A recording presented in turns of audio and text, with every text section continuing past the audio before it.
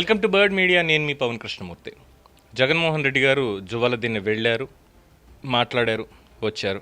ఆ మాటల్లో ఇవాళ పెద్దంత ఆణిముత్యాలంటూ పెద్దగా ఏం లేవు, కానీ ఏదో మధ్యలో పొరపాటున 3-4 ఏదో మాట్లాడుతూ తప్ప పెద్ద ఏం లేదు. కానీ ఇవాళ చాలా ఆయన పంధా ఏంటి, ఆయన ఆలోచన ఏంటి అనేది బయట పెట్టుకున్నారేమో అనేటువంటి ఒక అభిప్రాయాన్ని వ్యక్తం చేస్తున్నారు చాలామంది. ఇందులో ముందుగా ముఖ్యమైనటువంటి వార్త ఏంటి అనేది చూస్తే, సాగర్ డిఫెన్స్ అనేటువంటి కంపెనీకి భూమి కేటాయింపులు. జువ్వలదిన్నె దానికి పక్కనే ఉన్నటువంటి దాంట్లో హార్బర్ సమీపంలో 29 నుంచి 40 ఎకరాల భూమిని సాగర్ డిఫెన్స్ సంస్థకి కేటాయించడం వల్ల మత్స్యకారుల యొక్క జీవనోపాధి మొత్తం దెబ్బతింటుంది అని ఆయన ఆరోపణ. ఇంకా అక్కడ కన్స్ట్రక్షన్స్ కాలేదు. మత్స్యకారులు వాళ్ళు చేసే పోరాటం వేరే దాని మీద. అట్ ద సేమ్ టైం మత్స్యకారులకి పవన్ కళ్యాణ్ ఎప్పుడో భరోసా ఇచ్చారు, వాళ్ళకి ఉపాధి ఎలా ఉండాలి ఏంటి అనేది. అట్ ద సేమ్ టైం ఈ 964 కిలోమీటర్ల కోస్టల్ లైన్ ఏదైతే మనకు ఉందో సుదీర్ఘమైనటువంటిది, ఈ మొత్తం అంతా కూడా ఒక గ్రీన్ బెల్ట్ 5 కిలోమీటర్లు విడ్త్, టోటల్ 964 కిలోమీటర్ల పొడవు. దీంతో గ్రీన్ బెల్ట్ ఏర్పాటు చేయాలి. ఈ గ్రీన్ బెల్ట్లో మత్స్యకారుల ఉపాధి పోకుండా, ఎందుకంటే వేటకి వెళ్ళనటువంటి సమయం ఏదైతే ఉందో అప్పుడు కూడా వాళ్ళకి ఉపాధికి ఇబ్బంది లేకుండా ఉండేలాగా వాళ్ళ స్వశక్తితోటి అక్కడ వాళ్ళు స్థిరపడాలి అనేటువంటి ఒక కార్యాచరణని ఆల్రెడీ కేంద్రంతో కలిసి పవన్ కళ్యాణ్ గారు చేస్తున్నారు. చాలా బృహత్తరమైనటువంటి ప్రాజెక్టు. ఇన్నాళ్ల పాటు ఇది ఆలోచన రాకపోవడం అనేది చాలామందిని గతంలోనే విమర్శించడం జరిగింది. సో అది పక్కన పెట్టేస్తే, సో ఇక్కడ జగన్మోహన్ రెడ్డి గారేమో ఆరోపణ చేస్తున్నారు, మత్స్య సంపద పోతుంది, మత్స్యకారులకు ఉపాధి పోతుందని ఆరోపణ చేస్తూ ఆయన చెప్పింది ఏంటంటే, నేను అధికారంలోకి వస్తే కళ్ళు మూసుకుంటే 3 ఏళ్ళు జస్ట్ ఇలా కళ్ళు మూసి తెరిచే లోపల అయిపోతాయి, నేను వెంటనే అధికారంలోకి వచ్చిన వెంటనే సాగర్ డిఫెన్స్ కంపెనీని అక్కడి నుంచి నేను తరిమేస్తాను. ఇది ఆయన చెప్పినటువంటిది. ఇదే వార్త బేసిక్గా. సో ఇక్కడ కేవలం ఇది సాగర్ డిఫెన్స్కి సంబంధించినటువంటిదే కాదు, ఆయన ఆలోచన ధోరణి ఎలాంటిది అని చెప్పేటువంటి ఒక మనస్తత్వం ఆయన బయట పెట్టుకున్నారు. ఇవాళ నేను చెప్పిందే అక్కడ జరగాలి, ఇంకా ఎవరు తీసుకొచ్చారు ఏం చేశారు అనేది నాకు అనవసరం, అవి మాత్రమే ఉండాలి. So let's go to the topic now. కూతమావిగన్. జగన్మోహన్ రెడ్డి గారి పేరు కూడా జమోరే అని మార్చాలేమో ఇక నుంచి. అంటే ఆయన అన్నట్టే మావిగన్ అని పెట్టారు కాబట్టి జమోరే అని పిలిస్తే బాగుంటుందేమో. వ్యంగ్యంగానేనండి, ఇదేమీ ఆయన్ని వ్యక్తిత్వహనం చేసేలా కాదు. ఎందుకు ఈ మాట అనాల్సి వస్తుంది? మచిలీపట్నం, విజయవాడ, గుంటూరు, దానికి ఏదైనా ఒక కారిడార్, స్పెషల్ కారిడార్ అని పేరు పెట్టి చెప్పచ్చు, మావిగన్. ఇమీడియట్గా వెంటనే పోస్టర్స్ ఏమొచ్చాయి? రావాలి జగన్, కావాలి మావిగన్. సో ఈ కైండ్ ఆఫ్ ఒక ఐడియాలజీని పబ్లిక్లోకి ఇంజెక్ట్ చేసేటువంటి ప్రయత్నం చేస్తున్నారు కదా. సో ఈ కూతమావిగన్ అనేటువంటి దానికి అబ్రివేషన్ చెప్పుకుందాం. కూతమావిగన్ అంటే కూల్చడం, తరిమెయ్యడం, మార్చేయడం, గన్. ఈ వి అనే దానికి మాత్రం నేను చెప్పను, ఆ వి మీరే ఫిల్ చేయండి. సో కూతమావిగన్లో ముందు కూల్చడం. అధికారంలోకి రాగానే ఫస్ట్ ప్రజావేదిక కూల్చారు. ప్రజావేదిక కూల్చడంతో పాటుగా తెలుగుదేశం పార్టీ నేతల ఇళ్ల మీదకి వెళ్ళి పర్మిషన్స్ అవన్నీ కూడా ప్రాపర్గా ఉన్నప్పటికీ కూడా బుల్డోజర్లతో వాళ్ళ మీద కూడా వెళ్ళి కూల్చారు. అయ్యన్నపాత్రుడు ఇంటి మీదకి ఏ విధంగా వెళ్ళారో అందరికీ తెలిసినటువంటి విషయమే. అది ఒకటి. ఈ కూల్చడం అనేటువంటిది కుటుంబాలు ఎన్నో కూలిపోయాయి, విలువలు కూలిపోయాయి, వ్యవస్థలు కూలిపోయాయి, బిల్డింగులు కూడా కూలిపోయాయి. సో దీనికి కూతలో ఈ కూ అనేటువంటి దానికి కూల్చడం. తర్వాత తరిమెయ్యడం. తరిమెయ్యడం ఇప్పుడు కొత్త కాదు కదా. జాకీ కంపెనీ రాప్తాడులో పెట్టాల్సినటువంటిది తెలంగాణలో 2 చోట్ల పెట్టారు. అలాగే తరిమి వేయడానికి కావలసినటువంటి ప్లాన్ వేసినా మళ్ళీ ఎక్కడో దెబ్బ కొడుతుంది అనేసి దానికి, అంటే కేంద్రం కూడా దాంట్లో ఇన్వాల్వ్ అయ్యి, ఇంకా పీయూష్ గోయల్ గారు ఆ రోజు సిఐఏ సమ్మిట్లో చేసినటువంటిది. సౌత్లో ఉన్నటువంటి ఒక ముఖ్యమంత్రి, అంటే పేరు బయటికి చెప్పకుండా సౌత్లో ఉన్న ముఖ్యమంత్రి పవర్ పర్చేస్ అగ్రిమెంట్స్ ఇవన్నీ కూడా రివ్యూ చేస్తానన్నాడు. దాంతో పెట్టుబడిదారులు వెళ్ళిపోతున్నారు, అంటే తరిమి వేసినట్టే. అమర్ రాజా బ్యాటరీస్, అమర్ రాజా కంపెనీని ఏ విధంగా 10,000 కోట్ల రూపాయల పెట్టుబడులు, ఆంధ్రప్రదేశ్లో ఎక్స్పాన్షన్కి వెళ్లాల్సినటువంటి వాళ్ళని తెలంగాణకి వెళ్ళిపోయేలా తరిమి వేశారు. పైగా దానికి సజ్జల రామకృష్ణారెడ్డి గారును అప్పుడు పొల్యూషన్ కంట్రోల్ బోర్డుకి ఉన్నటువంటి ఐఏఎస్ ఆఫీసర్, ఇప్పుడు రాజకీయ నాయకుడు అయినటువంటి మాజీ ఐఏఎస్ విజయ్ కుమార్ గారు చేతులెత్తి దండం పెట్టి మిమ్మల్ని పొమ్మంటనం ఇక్కడి నుంచి స్టేట్ నుంచి అనేటువంటి చేశారంటే తరిమి వేయడం. ఇవన్నీ కూడా దానికి సంబంధించి వస్తాయన్నమాట. తరిమి వెయ్యడం. సో ఇప్పుడేం చెప్తున్నారు, ఈ సాగర్ డిఫెన్స్ని ఇక్కడ మనం ఇంక్లికేట్ చేస్తే ఇక్కడ ఏం చెప్తున్నారు ఆయన పందా, ఎవరిని ఉండనివ్వం, పరిశ్రమల్ని తరిమేస్తాం, అలాగే కంపెనీలు ఇక్కడికి రావద్దు, ఆంధ్రప్రదేశ్ కూటమి ప్రభుత్వం అత్యంత అవినీతికరమైనటువంటిది, పారదర్శకత లేదు, ఇంకోటి లేదని మెయిల్స్ పెట్టించడం. ఈ మెయిల్స్ అన్ని కూడా ఎవరెవరి నుంచి వెళ్తున్నాయి ఏంటి అంటే సజ్జల రామకృష్ణారెడ్డికి సంబంధించినటువంటి కొంతమంది, పెద్దిరెడ్డి రామచంద్రారెడ్డి కంపెనీలో ఉండేటువంటి ఉద్యోగులు కొంతమంది, మురళీకృష్ణ అని పేరు కూడా చెప్పారు. ఈ మురళీకృష్ణ చిలకలూరుపేట మురళీకృష్ణ కాదండి, ఆ మురళీకృష్ణ వేరు. సో ఇలాగా మెయిల్స్ పెట్టించి కంపెనీ ప్రతినిధులకి, సింగపూర్ కన్సార్షియం వాళ్ళకి కావచ్చు, మిగతా వాళ్ళకి కావచ్చు, మీరు రావద్దు, ఇక్కడ ఇలా ఉంది, మీరు వస్తే రేపు పొద్దున మళ్ళీ తట్టాబుట్టా సర్దుకుని వెనక్కి వెళ్లాల్సిందే అంటే పెట్టుబడులు రానివ్వకుండా, పెట్టుబడిదారులకి మళ్ళీ ఒక భయం, నేను వస్తే మిమ్మల్ని ఉండనివ్వను, చంద్రబాబు చెప్పాడు కదా అని ఈరోజు మీరు ఆంధ్రప్రదేశ్లో అడుగు పెడుతున్నారా, రేపు నేను వస్తా, నేను వచ్చిన వెంటనే తరిమేసేది మిమ్మల్ని అనేటువంటి స్ట్రెయిట్ హెచ్చరిక జారీ చేస్తున్నారు. ఒక రాష్ట్రానికి ముఖ్యమంత్రిగా పనిచేసినటువంటి వ్యక్తి, ప్రజాప్రతినిధిగా ప్రస్తుతం పులివెందుల ఎమ్మెల్యేగా ఉన్నటువంటి వ్యక్తి, రాష్ట్ర యువతకి ఉపాధి అవకాశాలు రానివ్వకుండా పెట్టుబడిదారులని ఇక్కడి నుంచి తరిమి వేస్తే ఉద్యోగాలు ఇచ్చేది ఎవరు అంటే ఏంటి, ఇప్పుడు మళ్ళీ 5,000 రూపాయలు గౌరవభృతిస్తూ మళ్ళీ వాలంటీర్లను తెచ్చుకోవాలా స్టేట్ వైడ్. ఈసారి 1,90,000 మంది, 1,30,000 మంది కూడా కాదు, ఈసారి మొత్తం ఏంటంటే 20 లక్షల ఉద్యోగాలను నారా లోకేష్ ప్రకటించారు కదా.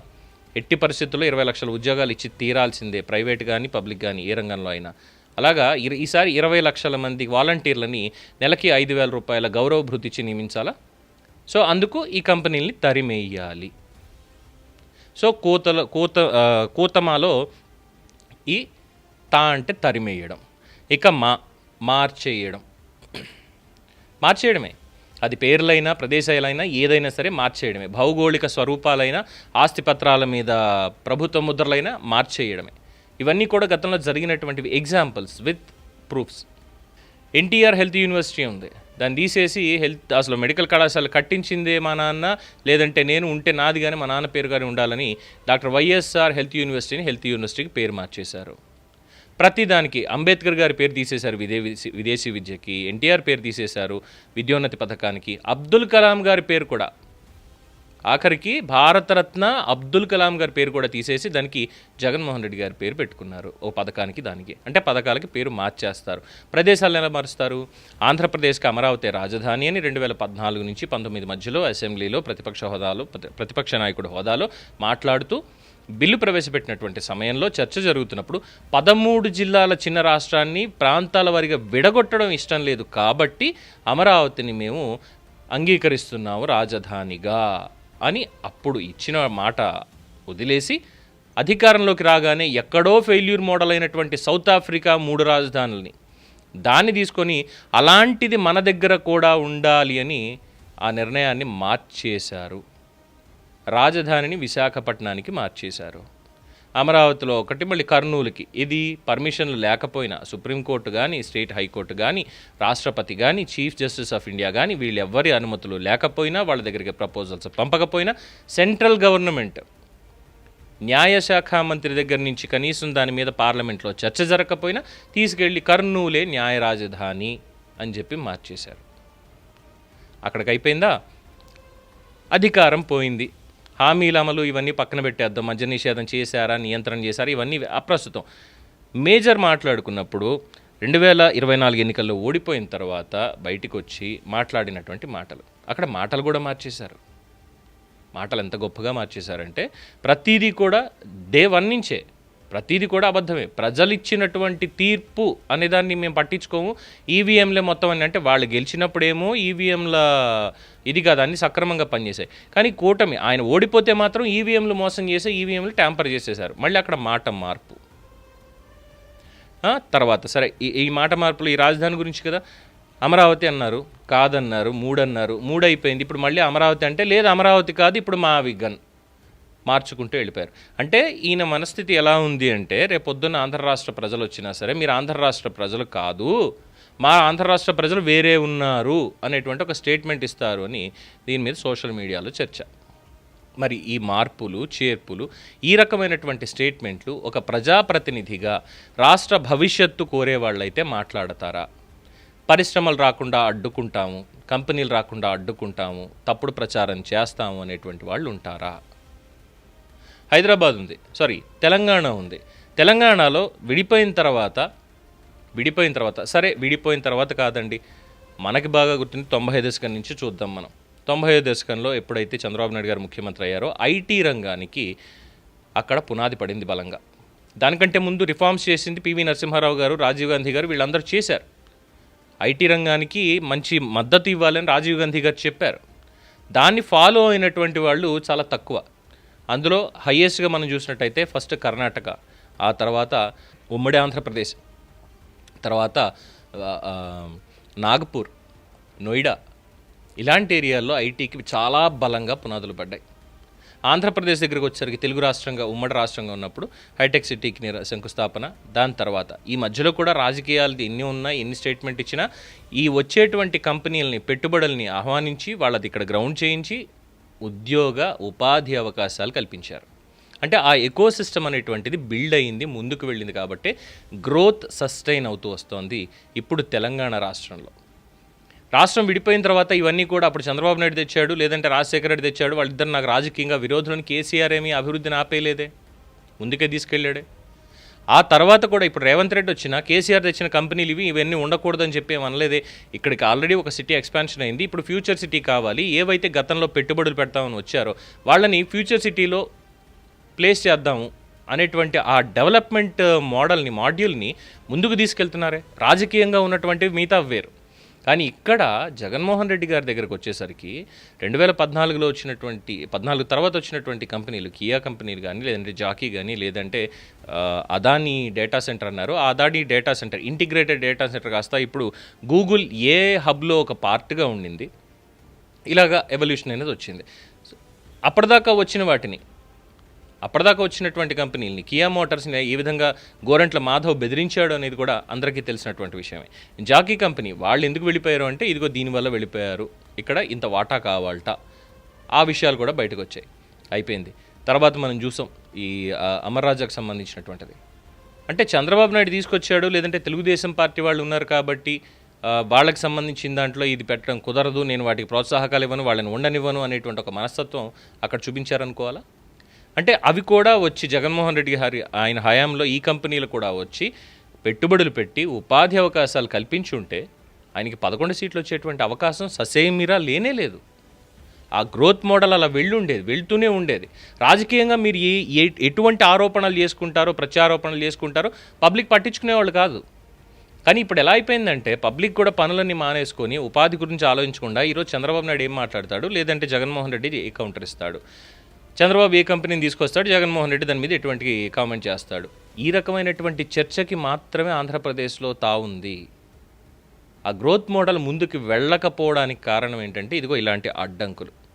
ఆరోపణలు చేసినప్పుడు ఖచ్చితంగా కొన్ని విషయాల్లో ఆరోపణలు చేస్తున్నారు, చెయ్యాలి కూడా. అక్కడ జరుగుతున్నటువంటి తప్పుల మీద, పొరపాట్ల మీద ఆరోపణలు చేయాలి, ఆధార సహితంగా చేయాలి. ఒకవేళ అనుమానాలు ఉంటే దీని మీద అనుమానాలు తీర్చండి అని ప్రభుత్వాన్ని నిలదీయాలి, ఖచ్చితంగా నిలదీయాలి. సమాధానం చెప్పవలసినటువంటి హక్కు అక్కడ ప్రభుత్వానికి ఉంది.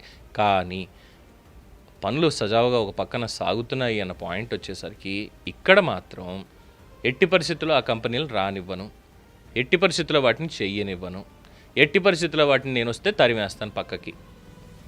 ఇంకా పెట్టుబడిదారుడు ఆంధ్రప్రదేశ్ వైపు ఎందుకు చూస్తాడు?